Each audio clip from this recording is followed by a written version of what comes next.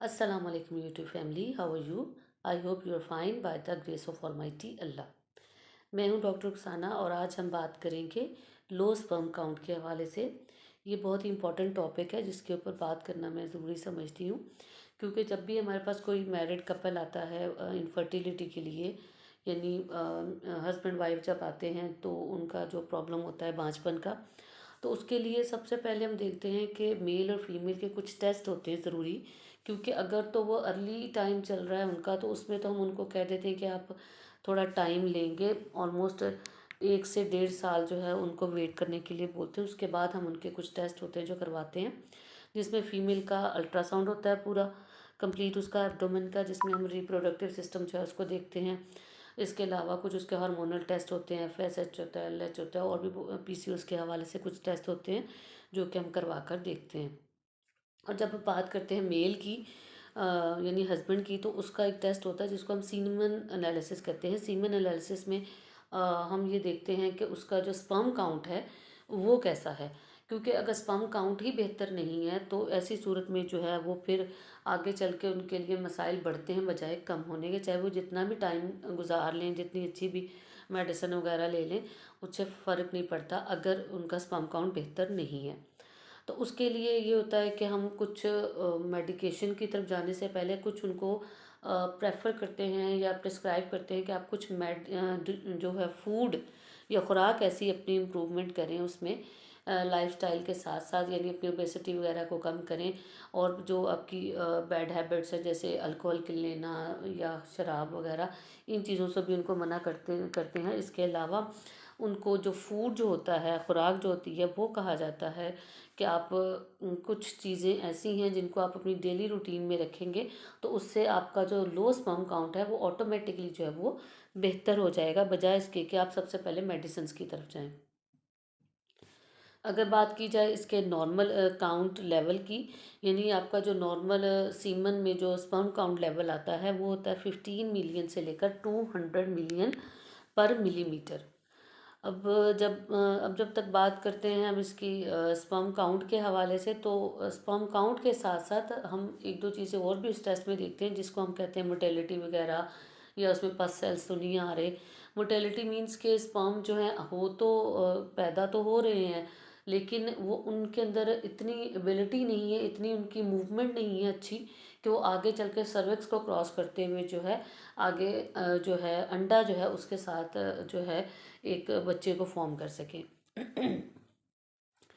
अब आते हैं मेन टॉपिक की तरफ, जिसमें पहली चीज़ जो हम फूड के हवाले से डिस्कस करेंगे लो स्पर्म काउंट के हवाले से, वो है जी अंडे, एग। अंडे में जो है वो स्पर्म काउंट बढ़ाने के लिए बहुत ही ये रिच सोर्स होता है। इसमें विटामिन बी होता है, के है, B6 है, ई है। इसके अलावा जिंक जो कि बहुत ही इम्पोर्टेंट रोल प्ले करता है इसके लिए, स्पर्म काउंट के लिए, वो बहुत ज़्यादा ज़रूरी होता है। इसके अंदर मौजूद है कैल्शियम होता है, प्रोटीन होता है।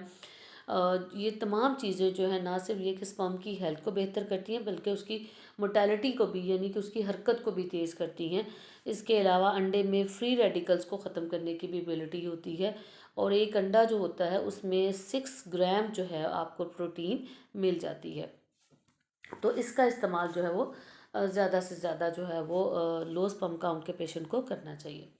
दूसरी चीज़ जो कि बहुत कह लें कि हमारी रूटीन में भी होती है, वो है पोमेग्रेनेट, यानी अनार। ये बहुत ही अच्छा जो है एंटीऑक्सीडेंट होता है। इसमें पॉलीफिनॉल्स होते हैं जो कि ना सिर्फ ये कि आपकी ब्लड को बढ़ाते हैं, बल्कि ब्लड सर्कुलेशन को भी बहुत अच्छा करते हैं, ब्लड को बहुत अच्छे से प्योरीफाई भी करते हैं, जो कि आपकी स्पर्म जो होते हैं उसकी हेल्थ के लिए बहुत ज़्यादा बेनिफिशियल है, बहुत ज़्यादा फ़ायदेमंद है। नेक्स्ट बात करेंगे हम बनाना की, यानी केले के हवाले से बात करेंगे। इसमें विटामिन A, B1, C मौजूद होता है, जो कि स्पर्म की हेल्थ के लिए बहुत ही अच्छा है, बहुत ही ज़रूरी है। इसमें एंटी इन्फ्लेमेटरी जो हैं वो खसूसियात होती हैं, जो कि ना सिर्फ ये कि स्पर्म की मोटेलिटी को बेहतर करते हैं, बल्कि ये आपके जो मूड एलिवेटर बहुत अच्छा है आपके लिए। यानी जब केले का इस्तेमाल ज़्यादा करते हैं तो उसके बाद आपके अंदर एक अंदरूनी सेटिस्फेक्शन, अंदरूनी खुशी का एहसास होता है, जो कि आप पेशेंट की स्पर्म काउंट के लिए जो है वो बहुत ज़्यादा ज़रूरी होता है, क्योंकि आप इंटरनली जो है वो कह लें सेटिस्फाइड हों, सुकून से हों, आपकी नींद पूरी हो रही हो, क्योंकि इसके खाने से आपकी नींद जो है उस पे भी बहुत अच्छा असर आता होता है, जिसकी वजह से आपका जो टेस्टोस्टेरोन है वो ऑटोमेटिकली जो है नींद में बढ़ता है, जिसकी वजह से जो है स्पर्म काउंट के लिए बनाना का इस्तेमाल बहुत ज़्यादा ज़रूरी है। इसके अलावा इरेक्टाइल डिसफंक्शनिंग का शिकार जो लोग होते हैं वो भी इससे बहुत अच्छे तरीके से फ़ायदा ले सकते हैं। नेक्स्ट हम बात करेंगे डार्क चॉकलेट के हवाले से। डार्क चॉकलेट जो है इसमें फिनाइल इथाइलामाइन होता है, जो कि आपकी एक ऐसा केमिकल है जो कि आपके मूड स्विंग्स को बेहतर करता है, आपके अंदर एक हैप्पी जो है हार्मोन को पैदा करता है, एंडोर्फिन्स जिसको बोलते हैं, जो कि आपके कह लें कि इंटरनल सेटिस्फेक्शन को बढ़ाता है, सुकून देता है। और इसकी वजह यही जो है आपका नींद का पूरा होना, अंदरूनी तौर पर खुश होना, इंटरनल सेटिस्फेक्शन होना, ये तमाम चीज़ें आपकी स्पर्म की हेल्थ के लिए बहुत ज़्यादा ज़रूरी हैं। नेक्स्ट हम बात करें तो वो आ जाते हैं जी वॉलनट्स यानी अखरोट। ये ब्लड फ्लो को जो है टेस्टिकल्स की तरफ जो है ब्लड फ्लो को, खून का जो दौरानिया है उसको बहुत अच्छा करते हैं, जिसकी वजह से सीमन की क्वालिटी जो है वो बहुत अच्छी होती है। ये बहुत अच्छा एंटीऑक्सीडेंट है। और इसके अलावा बाकी ड्राई फ्रूट्स में भी ये चीज़ें मौजूद होती हैं, लेकिन वॉलनट्स में जो है ओमेगा 3 फैटी एसिड्स वगैरह होते हैं, जो कि स्पर्म के को प्रोटेक्शन भी देते हैं और उसको कह लें कि हेल्दी भी रखते हैं। नेक्स्ट हम बात करते हैं वो है जी गार्लिक यानी लहसुन। लहसुन आपको पता है कि कोलेस्ट्रॉल के पेशेंट जो है वो अक्सर लेते हैं, उनको कहा जाता है कि ये आपकी ब्लड जो है आर्टरीज वगैरह, वेन्स वगैरह उसको साफ़ रखता है, जिसकी वजह से आपका जो ब्लड फ्लो है वो पूरी बॉडी के अंदर बहुत अच्छा होता है। ना सिर्फ ये कि आपके रिप्रोडक्टिव ऑर्गन्स जो होते हैं उसकी तरफ, बल्कि बाकी तमाम चीज़ों को भी ये हेल्दी रखता है, क्योंकि ब्लड सर्कुलेशन को ये इम्प्रूव रखता है। तो इसलिए गार्लिक का इस्तेमाल जो है वो भी बहुत ज़्यादा ज़रूरी है लो स्पर्म के पेशेंट को।